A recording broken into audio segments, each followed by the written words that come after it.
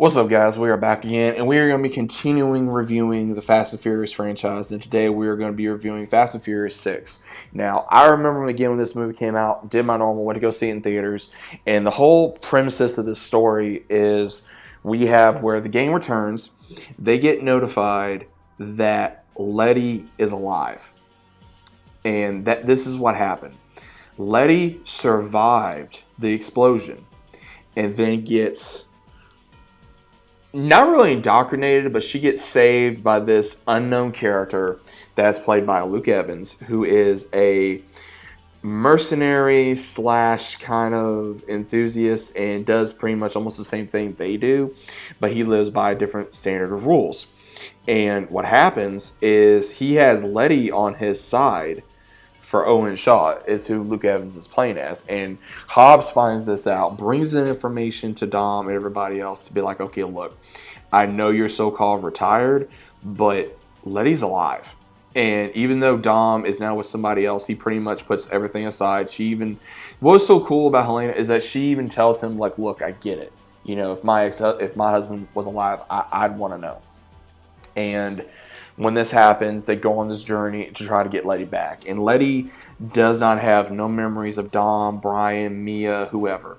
Because as of this moment, Mia, she is now a mother. You know, her and Brian had their child, had their son. And they're trying to find a way to get everything taken care of. And when this happens, everyone kind of comes together to try to fight against Owen Shaw, and then also try to bring Letty back to the side of family, and they just go on this crazy ride. And I will say again that Luke Evans did a good job portraying this character, because he was very conniving, he was very manipulative, he was pretty much like another crazy malicious military enthusiast that was trying to take over the world, or take over with technology, like almost in every other Fast and Furious movie. And you do get to see of how Dom pretty much goes through links, and I mean links, to bring Letty back. And it does get shown later on in the movie after everything gets revealed. You know how Hobbs, he has a new partner who's played by Gina Carano. It gets revealed that she's actually on Owen's side, and then at the same time you just see all this craziness going on in the film. And I will say also that when this happens, you see where, again, Mia unfortunately does get kidnapped, and they have to bring her back to save her, and they have to fight to being able to bring her back as well. And I will say again, there was a lot of great actions. Again, Fast and Furious has a thing where almost in every single movie it's like, okay, how can we go above and beyond than what we did in the previous film? And that's what they do. And they do a good job with that. And sometimes, yeah, it gets crazy. Sometimes it gets very to where, oh, you know they're going to do this. Oh, you know they're going to do that. And the action scenes, just the overall drama, the comedy, the action, the cars, races, everything, they go above and beyond. And again, this is when they really make more of Hobbs' character part of the Fast and Furious family, with trying to bring him into the fold, because again, he knows the history of Letty and Dom. And Dom does everything he can to try to bring Letty back to the point of no return. And they do bring her back at the very end of the film.